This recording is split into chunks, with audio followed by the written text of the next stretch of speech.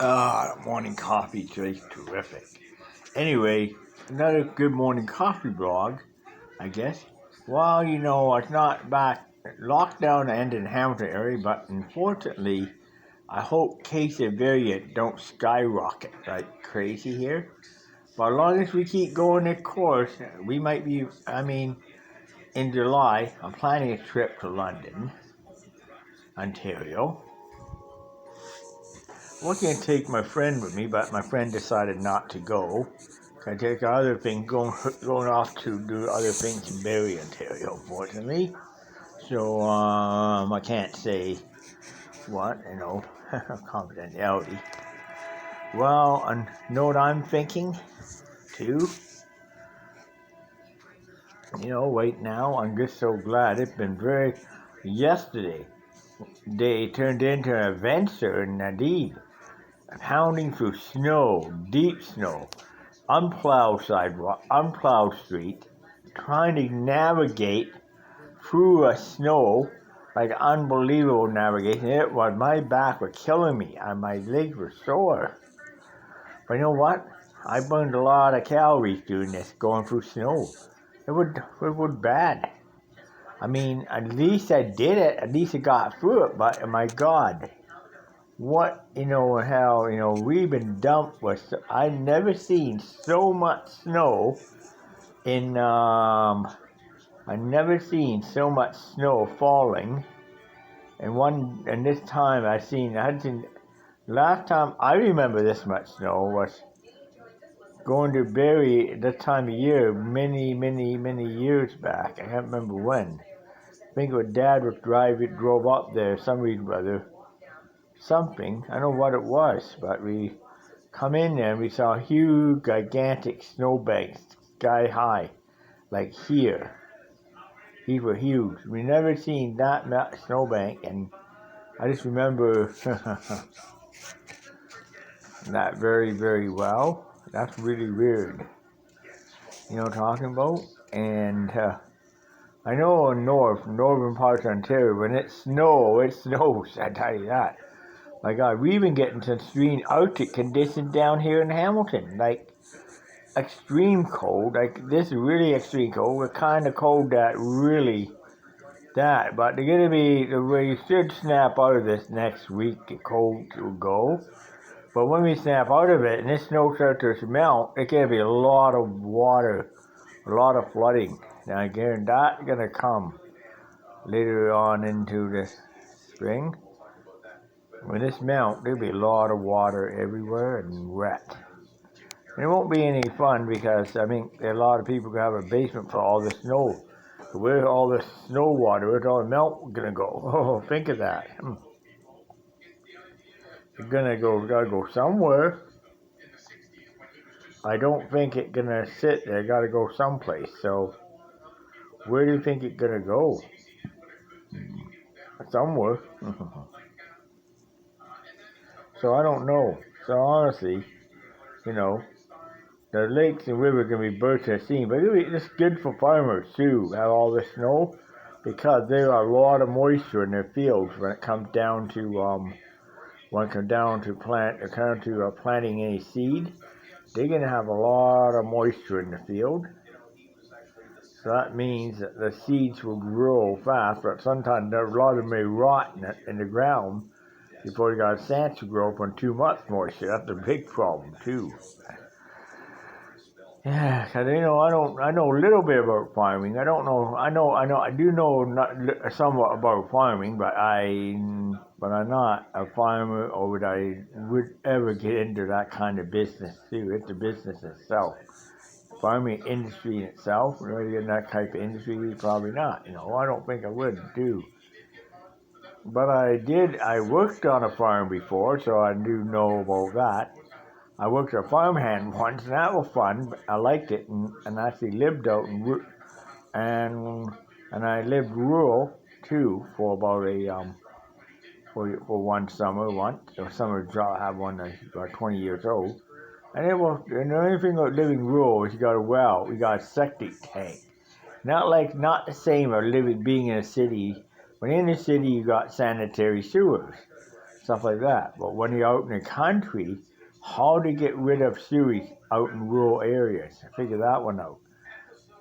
City dwellers don't realize there's a big, huge tank in the ground called a septic tank, and it got enzymes that breaks down the human biohazard waste coming out of the house. The raw food get broken down by enzymes. The enzymes then it goes in the reaping bed, and it gets distributed back into the ground or pretty much clean sewage. That's how a septic tank works, And it goes down to a spring, down to a geographical spring in the ground. You go down to spring. From that spring, the water taken out, and it distributed by water pump through house, through plumbing, and all that. But well water have a lot of minerals in it too, right? Actually, more minerals in well water than you're going to find in city water. That I do know because I drank well water before. And it got tons of minerals in it. It makes good coffee too, and that's why I buy this stuff. Because they get this from very deep wells throughout the province, and the well to get it from is from. You can taste the minerals in that. I find the well got a lot of lime in it. Lime? A lot of lime. I noticed a lot of this white, crusty lime. That's all. I noticed it in there a few times too, so that too. At this scale, it's like what I know where that would be. It's white.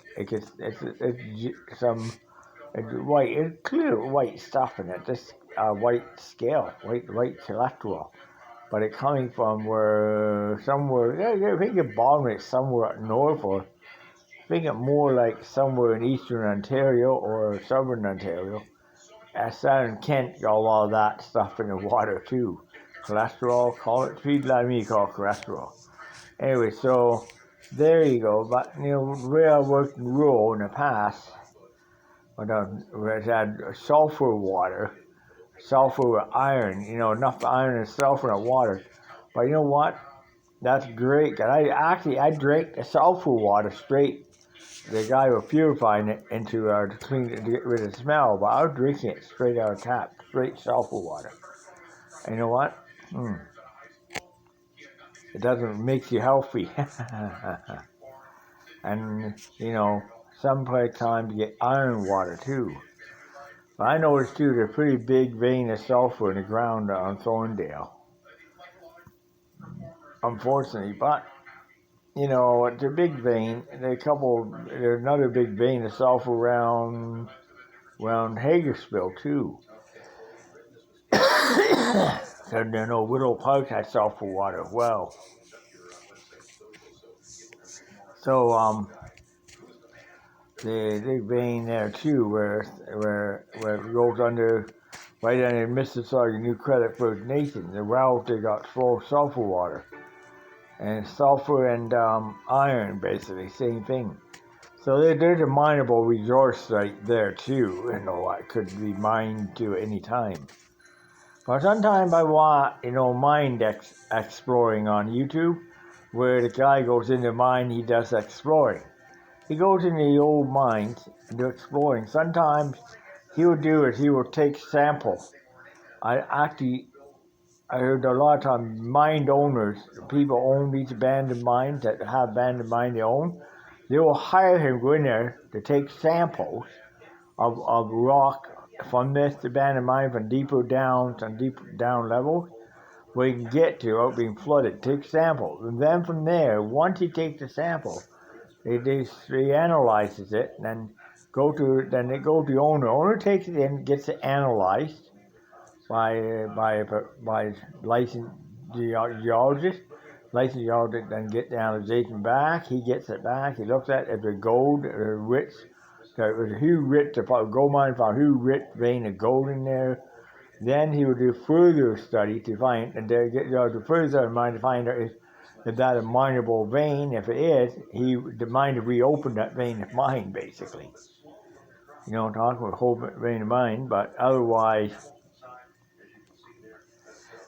speak of fact, even here in Stony Creek, way down Jones Road, the guy buys a property on the escarpment.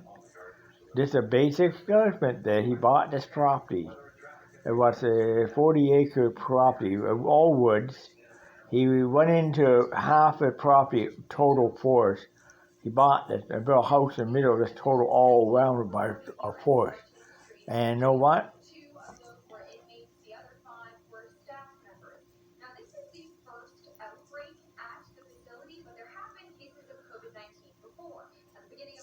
And so, yeah, I just heard another case of COVID-19 at the Hamilton Wentworth Detention Center. Anyway, oh.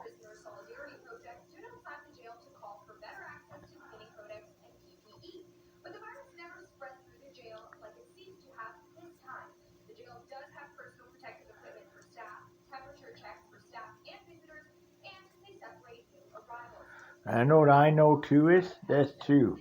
Anyways, well, when this guy found a band of mine that been banned for years, he went into it and found ore car tracks, and mine were operated back in the late 1700, early 1800, but operated around the Battle of Stony Creek, and then plus he found box crates and wooden crates of musket ball and muskets and old rough musket balls from rifles and stuff, all kinds of stuff that were late 1812 American stuff, late 1812 in that mine stored in there. But I also found that in that mine they taking lead out, melting the lead and making musket ball, American-made musket ball fight. Then the seal when they did, this $100 mine was uncovered.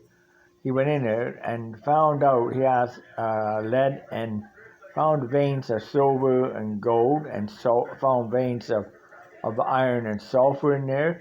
So he had, and what my friend did, he got a mining claim for it immediately. He got a mining claim, and what he did, he filed a claim with the province on it. He filed a mining claim with the province. It's the only mine that was found in Stony Creek.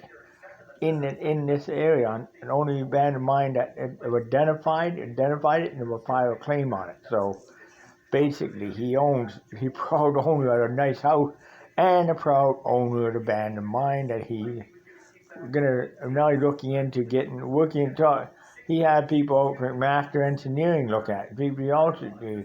They identified what was there, and on top of that, the stuff that were in there, what were left behind for 1812 Civil War between the United States and Canada, all that stuff went to Battlefield Park anyways. Sitting at Battlefield Park, they're trying to figure out, whether to put it on display or not.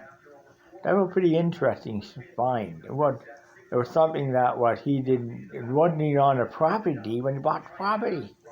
But it was on it, but he found it on the property accident, so he called up, and the mine explorers are coming up the state. They can't come up until won't be able to come up until once the border's open. Mine explorers can deeply explore the whole thing. Right now, you had scientists and geologists had been in there. They have explored most of the mine, identified the minerals that are in it, and trying to see now if it's feasible to mine it or not. He can mine it at a privately operated mine. It's a mining operation there to operate it, or not. Trying to see not to start this mine going, and do a great job, but it's feasible. We don't make sure veins that go further enough in the ground. Now we found veins are quite extensive. They're quite extensive vein of iron there, and they're quite extensive vein of silver and gold, which is great. You know what I'm talking about? So we were able to mine all three minerals and a lot of vein, a central vein of lead that that Americans discovered when they were trying to invade. When it came to invade Hamilton, they discovered. It's an interesting piece of history there, and it was covered up over years. All he did was he found it because the ground gave way there, and there was a little cave in the mine and gave way, and the rock did, and that's how he found the abandoned mine. He has a claim to it now, legal claim now. He claimed it, but he registered it with the province. He registered with the province now. I registered as an active mine. Registered inactive mine with the province, and it's the only mine that ever been discovered in Stony Creek.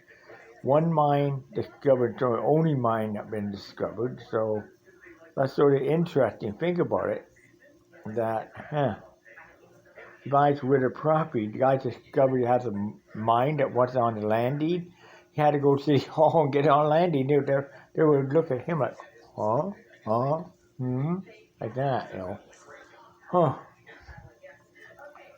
Went on a provincial land, got done to rent the province and got rid of the province immediately. Then he turned around and the city, then finally they had to put it on a land deed. They put all the land deeds around that part of Stony Creek, near basis government land deed in that particular area. On land deed, there could be a potential mine on your property. Could be a potential mine. If you find, you have to put on the rest of the province. And if it's a mine on the property, fine, you have to notify us. We have to put on your land deed, basically. So it's not a lot of land deeds, and Stony Creek has that on the land deed right now. Totally unaware, discovered back in August, discovered last year actually, by accident, by somebody bought real estate and built a house, and mine was discovered, many years, a long time away yet. Anyway, so blog over.